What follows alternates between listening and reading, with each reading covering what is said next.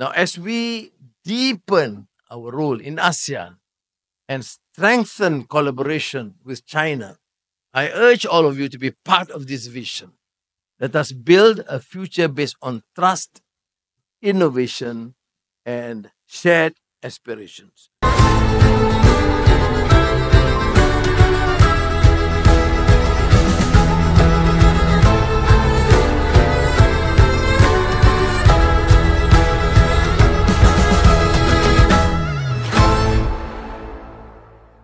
Menggalas tanggungjawab sebagai pengerusi ASEAN pada tahun 2025 membawa pelbagai manfaat strategik dan ekonomi kepada Malaysia. Peranan ini bukan sahaja meningkatkan profil negara di peringkat serantau dan global, tetapi juga menawarkan peluang untuk memperkukuh ekonomi domestik serta mempromosikan kepentingan nasional. Ramai yang sinis mengatakan bahawa kepengurusian ASEAN tidak membawa apa-apa signifikan kepada rakyat dan negara.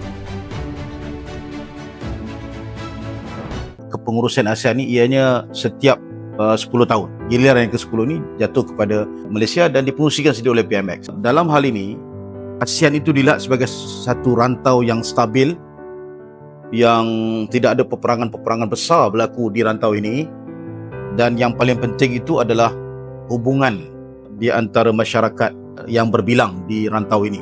Kerana rakyat ataupun warga ASEAN ini sekarang ini sudah, tak silap saya, kurang lebih 600 ke 700 juta umat. Dan sebab itulah dengan kekuatan 700 warga ASEAN ini, ianya tentu memberikan peluang kepada benua-benua lain, sama ada mereka untuk berniaga, untuk melancong, untuk meneruskan pengajian dalam bidang pendidikan tinggi dan sebagainya.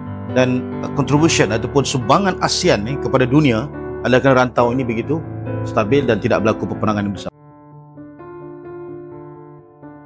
Dan sebab itu dalam konteks ini, Malaysia sekarang menjadi satu sumber rujukan dan suara yang didengar di pentas antarabangsa.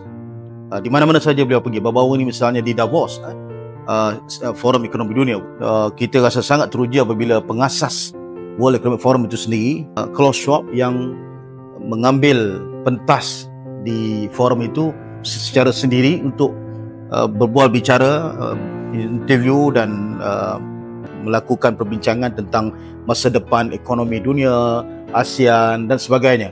Dan ini secara tak langsung sebenarnya mengangkat Malaysia itu sendiri di atas pentas antarabangsa.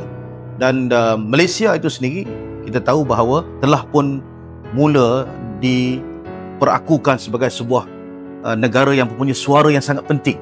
Ditambah pula dengan mempengerusikan ASEAN. Jadi moving forward adalah merupakan saat yang sangat penting bagi negara dan juga warga kita.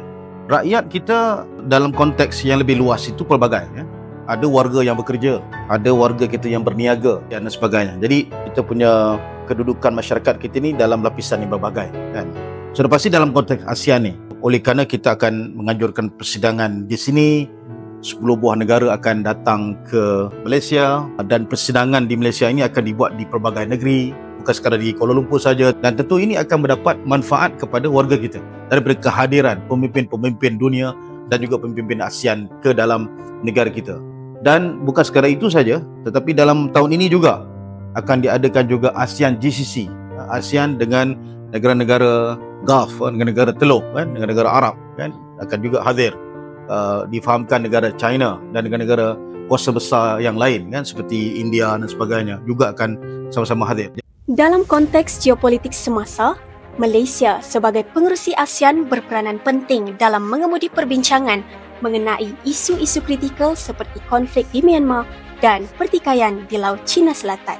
Kepimpinan Malaysia bertungkus lumus untuk menangani isu-isu serantau dan meningkatkan kredibiliti negara di mata dunia. Kita juga sudah mula dalam projek-projek yang small scale, yang belanja tidak besar. Tapi kita merancangkan lagi conversation, pergaulan, perbualan dengan warga ASEAN. Dan saya percaya ini satu perkara yang sangat penting kerana hubungan jalin seperti ini tentunya akan memberikan peluang kepada Malaysia untuk memastikan agar negara kita ini menjadi tempat rujukan, perbincangan, dialog. Disebut tadi tentang bagaimana ASEAN itu boleh mencabar dominasi, ya, geopolitik ASEAN, China dan juga Rusia dan negara-negara lain untuk melakukan hubungan yang baik dengan pimpinan-pimpinan dunia. Kita masih lagi menjaga hubungan kita yang sangat baik, hubungan dagang dengan Amerika Syarikat, dan kemudian kita juga tidak menutup hubungan dagang perbincangan kita dengan negara-negara yang baru kan, seperti BRICS. Dalam itu adanya Rusia, adanya China, dan tentulah dalam konteks ini Perdana Menteri memberikan kepimpinan bahawa sebagai sebuah negara yang berdaulat, kita punyai kebebasan untuk berkawan dengan sesiapa saja kan? Dan tentu ini membuka peluang kepada para peniaga dan pelabur kita untuk melakukan jajaran ekonomi, jajaran pelaburan yang baik untuk negara. Misalnya dalam keadaan kita bercakap dengan tegas isu Gaza kan? Saya fikir Malaysia ada yang paling lantang. Perdana Menteri kita bercakap dengan hampir semua pimpinan dunia, menyatakan ketegasan tentang Gaza. Lebih banyak lagi pelabur-pelabur dunia ini masuk dalam negara, ingin membuat pelaburan dalam negara ini. Kenapa? Kerana ketegasan kita atas dasar prinsip. Kan, kita bercakap tentang keadilan, kita bercakap tentang kemanusiaan sejagat, kita bercakap tentang menghapuskan kezaliman. Orang luar banyak yakin dengan negara kita. Dan tentu ini akan menjadi apa? Peluang ekonomi lebih banyak, pelaburan, peluang pekerjaan dan sebagainya. Jadi saya fikir dari segi konteks yang lebih luas, kita mesti berkawan seramai mungkin. Dan dalam masa sama kita juga punyai pendirian dalam sesuatu isu, dan untuk itu mereka juga mesti belajar untuk menghormati pandangan kita.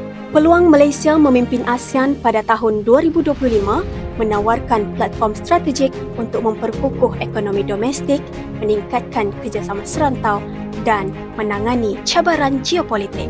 Dengan memanfaatkan peranan ini secara efektif, Malaysia dapat memastikan manfaat yang signifikan bagi negara dan rakyatnya.